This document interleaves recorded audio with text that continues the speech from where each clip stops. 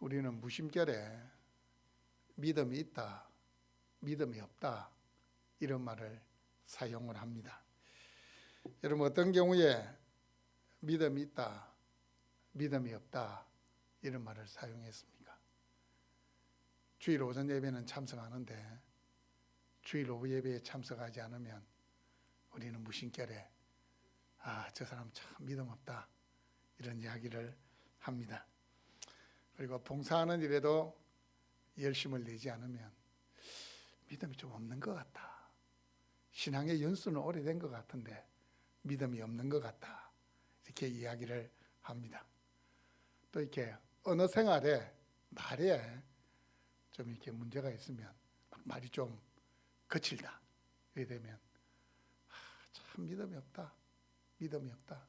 아니면 무심결에 뭔가를 툭 이렇게 던지는데 그게 이제 믿음의 말이 아닌 게 신앙이 없는 사람들이 하는 말 같으면 아유 믿음 없는 소리 하고 있네 이렇게 이야기를 합니다.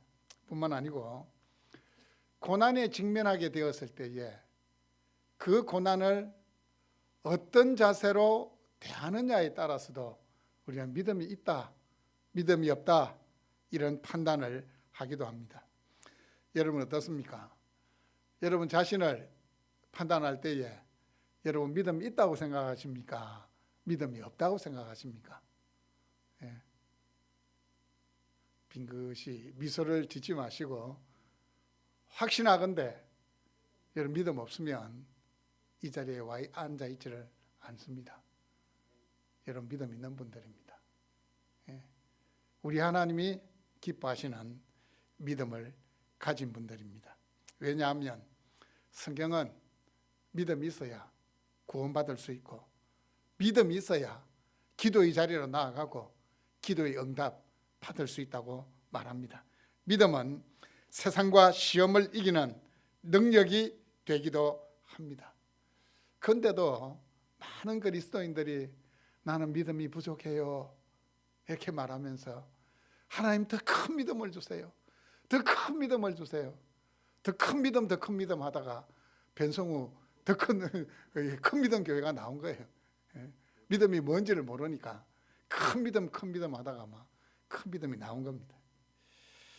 자, 그렇다면 우리가 필요로 하는 믿음, 하나님께서 생각하시는 믿음이라는 것이 어떤 것일까요? 오늘 읽었던 이 히브리서 11장은 소위 말하는 믿음장입니다. 믿음장. 이 믿음장 서론격인 1절과 2절이 말하는 믿음이 무엇인지를 오늘 함께 살피기를 원합니다. 첫 번째, 믿음은 바랄 수 없는 것들을 뭐 하는 거라고요? 바라는 것입니다. 바랄 수 없는 것들을 바라는 것이 믿음입니다. 자, 오늘 본문에 보시면 믿음은 바라는 것들의 실상이요 이렇게 이야기하고 있습니다. 실상이라는 이 말의 원어적인 의미는 아래에 서 있다 그런 뜻입니다. 다른 말로 하면 발판이라는 겁니다. 발판. 우리가 견고히 하나님을 향하여 서 있을 수 있도록 하는 그 발판이 뭐라고요? 믿음이라는 겁니다. 여러분, 성경이 말하고 있는 믿음은 자기 확신이 아닙니다. 자신이 바라는 것을 이루기 위해서 간절히 바라는 것이 믿음이 아닙니다. 성경이 말씀하는 믿음의 중심에는 하나님이 계십니다. 믿음의 중심에는 하나님이 계십니다.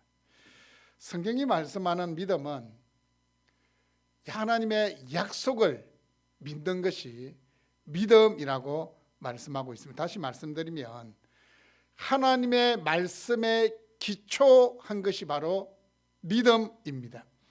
하나님이 새 언약의 중보자로 누구를 세우셨습니까? 예수님을 세우셨습니다. 그 예수님 안에서 우리의 모든 것이 하나님 약속하신 것들이 성취된다. 그걸 믿는 것이 믿음이라는 사실입니다. 그리고 믿음은 약속된 미래를 지금 이곳에서 누리게 하는 것이 바로 믿음입니다. 여러분, 믿음이 있는 자, 믿음이 없는 자 그들의 삶이 확연하게 차이 날 수밖에 없습니다. 왜냐하면 우리의 본향은 저 천국이기 때문에 믿음이 있는 사람은 이 땅을 살아가고 있지만 어떻게 해요? 저 천국을 살아가는 삶이 나타난다는 겁니다.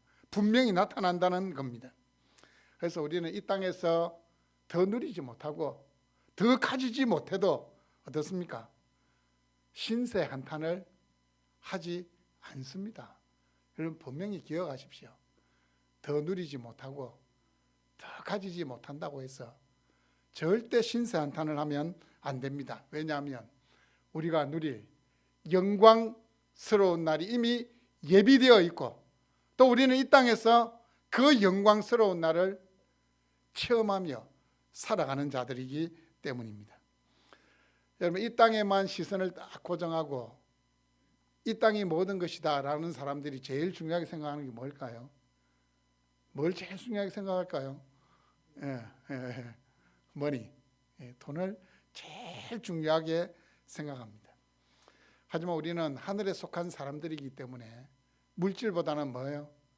하나님이 더 중요한 겁니다. 물질보다는 하나님이 더 중요한 겁니다.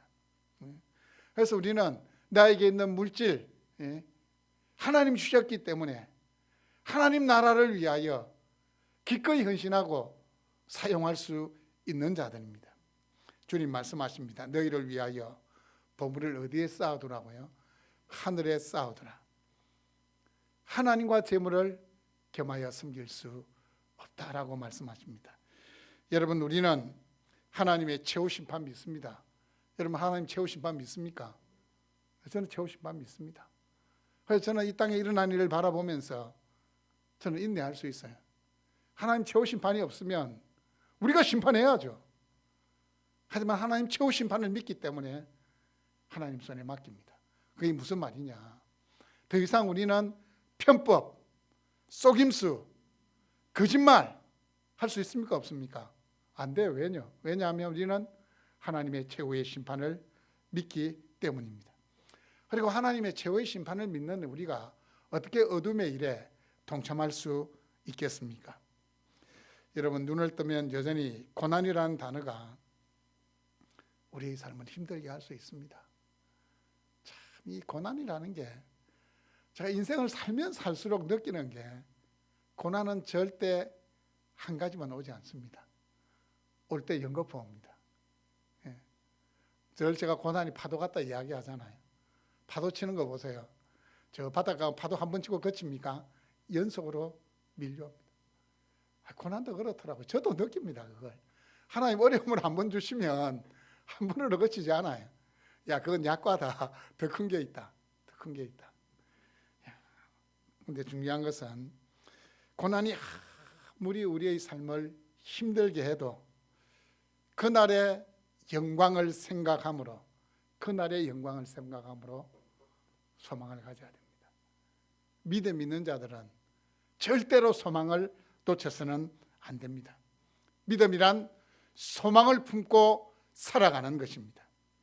믿음의 바탕은 이 소망입니다. 소망. 여러분 살다 보면 아무것도 바랄 수 없는 절망이 엄습할 때가 있습니다. 현실을 바라볼 때 절망적이고 포기하고 싶고 낙심이 되는 상황에 처하게 됩니다. 그때 하나님의 말씀을 펴면 뭐라고 이야기하는 줄 아십니까? 소망을 가지라 말씀하십니다. 내가 너의 소망이다 하나님이 말씀하십니다. 이때 많은 사람들이 방황합니다. 현실을 따르자니 비참하고 말씀을 따르자니 비웃음거리가 될 것 같습니다. 하지만 믿음이 있다면 당연히 말씀 붙잡고 소망 중에 인내해야 합니다. 여러분 우리 주님이 약속하신 말씀에 대한 믿음이 크면 클수록 우리는 더 오래 인내할 수 있고 더 큰 소망을 가질 수 있습니다. 우리는 전능하신 하나님을 믿고 바랄 수 없는 중에도 바라고 믿으면서 이 믿음의 항해를 계속해야 될 자들입니다. 우리는 자신의 의로는 감히 바랄 수 없는 천국의 영광을 바라보고 소망 중에 절구해야 합니다. 우리의 행위를 의지하며 하나님께 나아갈 때 아무것도 기대할 수 없습니다.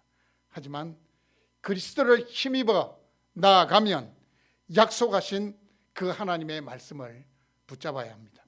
로마서 4장 18절에는 이런 말씀이 있습니다. 아브라함이 바랄 수 없는 중에 바라고 믿었으니, 아브라함이 백사가 되어 자기의 몸이 죽은 것 같음과 사라의 태가 죽은 것 같음을 알고도 믿음이 약하여지지 않고 어떻게 해요? 많은 민족의 조상이 될 것을 믿었다라고 말씀을 하고 있습니다. 하나님의 약속을 의심하지 않고 흔들리지 않는 자세로 하나님께 영광을 돌리며 능히 이룰 줄로 확신을 했습니다. 여러분, 아무리 미래에 이루어질 일이지만 그 미래에 대한 확신은 현재 우리의 삶을 결정하는 기초가 된다는 사실을 꼭 기억할 수 있기를 바랍니다. 두 번째로 믿음은 보이지 않는 것들을 바라보는 것입니다. 여러분, 헬렌 켈러 아시죠? 헬렌 켈러가 이런 이야기를 했습니다. 시력을 잃어서 보지 못하는 자가 불쌍한 사람이 아니라 어떤 사람이 불쌍하다고요? 시력은 있지만 비전이 없는 사람이 불쌍한 사람이다. 그렇게 이야기를 했습니다. 아브라함에게 가나안 땅은 보지 못한 땅입니다. 믿음의 눈으로 약속의 땅을 바라보고 본토 친척 아비집을 떠났습니다. 아브라함에게는 믿음의 눈이 있었기 때문에 신앙의 모험을 할 수 있었습니다. 여러분, 보이지 않는 것들의 증거다 이렇게 이야기하고 있는데, 보이지 않는 것은 사람의 눈에 가리워져 있어서 보이지 않는 겁니다. 우리가 볼 수 없는 것이 아니고 다 가리워져 있어서 볼 수 없는 것을 이야기합니다. 그리고 증거라는 것은 밝히 드러내 주는 겁니다. 밝히 드러내 주는 겁니다. 그럼 보이지 않는 것들의 증거라는 이 말은 무엇입니까? 보이지 않도록 가려져 있는 것을 보이도록 해주는 것이 뭐라고요? 그게 믿음이라는 겁니다. 믿음이라는 겁니다. 그래서 믿음은 안경과 같습니다. 의외로 여기 보니까 안경 쓴 사람이 놀랍습니다. 한 명밖에 없습니다. 안경 쓴 사람이 한 명밖에 없네요. 예. 여러분, 이 안경은 어떻습니까? 만약에 이렇게 시력이 나쁜 사람이 안경을 벗으면 앞에가 어떻게 보입니까? 부옇게 보입니다. 저는 오히려 안경을 쓰면 부옇게 보입니다. 예. 부옇게 보이는 이것을 안경을 쓰면 맑게 보이듯이, 분명하게 보이듯이 믿음이라는 것이 그렇습니다. 가려져 있는 것이 믿음이라는 안경을 쓰게 되면 정확하게 뚜렷하게 보여진다는 겁니다. 하나님의 진리를 보게 되고 하나님의 진리를 알게 되고 하나님의 진리를 약속으로 가슴에 품게 하는 것이 바로 믿음이라는 겁니다. 여러분, 믿음의 사람에게는 항상 눈앞에 드러난 것만 가지고 판단하지 않습니다. 그건 믿음이 없는 사람이에요. 딱 눈앞에 보이는 현상만을 가지고 이야기하는 사람 이야기해도 됩니다. 그건 믿음 없는 사람이에요. 믿음 있는 사람은 어떻게 해요? 눈앞에 보이는 것이 아니라 보이지 않는 영역을 바라보면서 말할 수 있는 사람이 믿음의 사람입니다. 그래서 여러분, 이 믿음의 법칙이라는 것은 1 더하기 1은 1 더하기 1이 뭡니까? 1 더하기 1은 2입니다. 그냥 우리는 2라고 생각합니다. 1 더하기 1은 2라고 생각하는데, 그런데 믿음의 사람에게는 1 더하기 1이 항상 2가 아닐 수 있다는 겁니다. 그게 10이 될 수도 있고 그게 100이 될 수도 있는 겁니다. 그게 믿음의 법칙이에요. 그게 믿음의 법칙이에요. 그렇다고 여러분, 이 믿음이 자신의 신념, 자기 확신하고는 분명히 다릅니다. 우리 중에 이런 사람이 있을 수 있습니다. 어떤 분이 사업에 성공하기 위해서 하루도 빠지지 않고 새벽 기도에 나옵니다. 어떤 결혼을 앞둔 형제는 자기가 이렇게 마음에 두고 있는 자매가 있습니다. 그 자매를 가슴에 품고 매일같이 기도합니다. 하루도 빠지지 않고 기도합니다. 하나님, 저 자매와 반드시 결혼하게 될 줄로 믿습니다. 회사에서 퇴근하면 예배당에 들러서 1시간을 꼭 그 결혼을 위해서 그 자매의 마음을 돌이켜 달라고, 변화시켜 달라고 기도하는 겁니다. 또 수능을 앞두고 있는 어떤 어머니는 이렇게 기도할 수 있습니다. 하나님, 저희 아들 서울에 있는 인류대학에 들어가게 될 줄로 믿습니다. 기도합니다.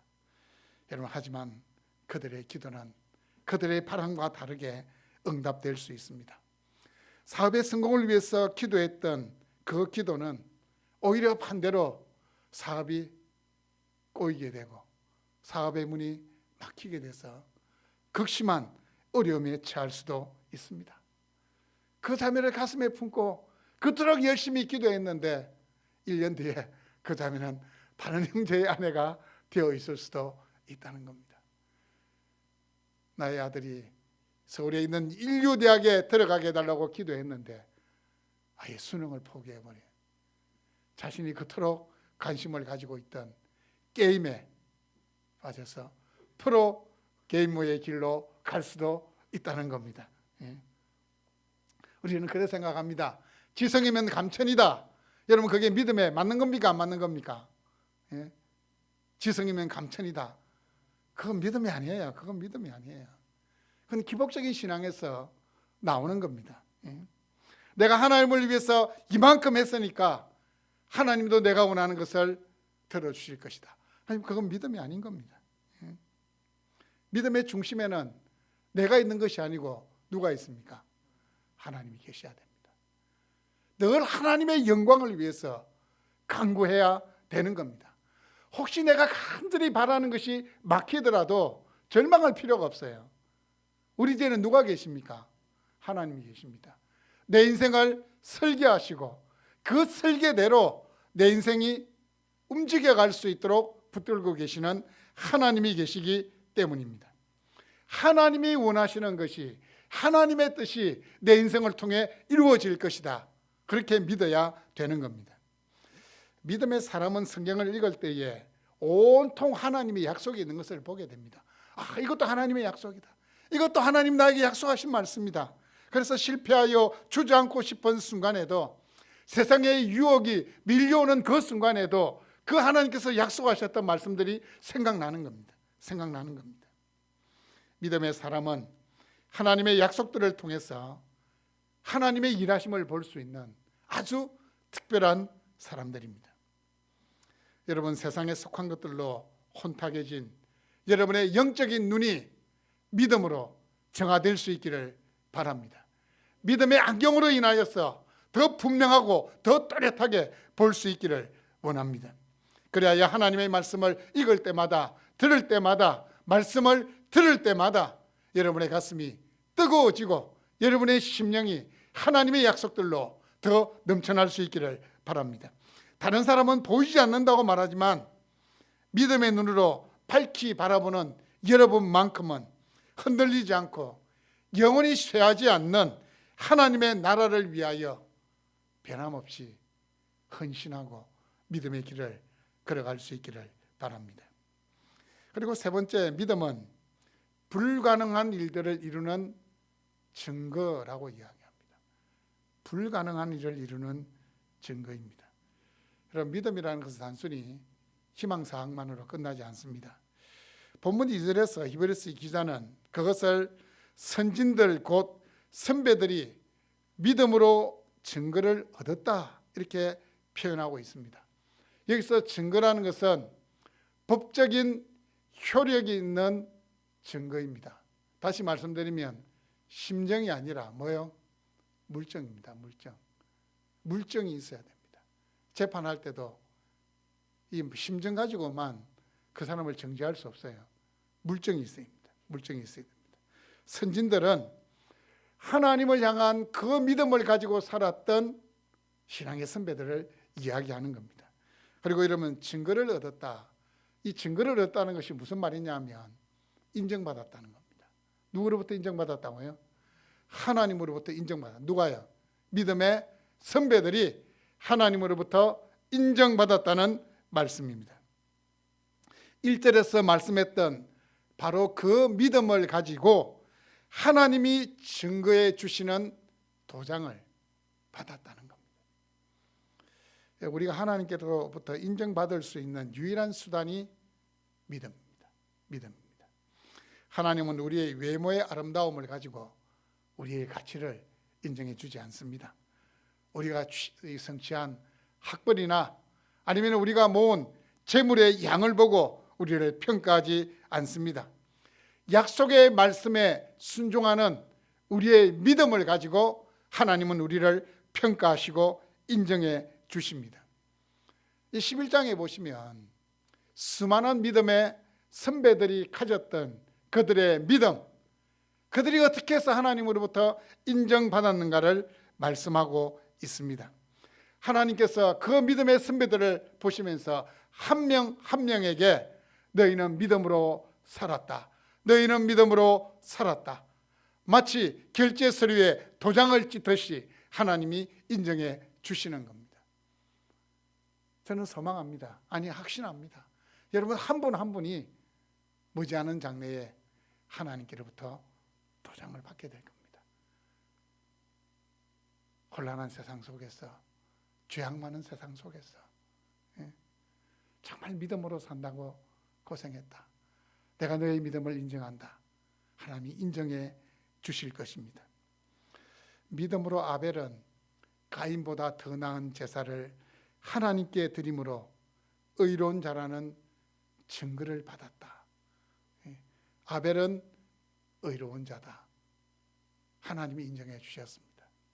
에녹은 300년간 하나님과 동행하며 하나님을 기쁘시게 한 자라는 증거를, 인정을 받았습니다.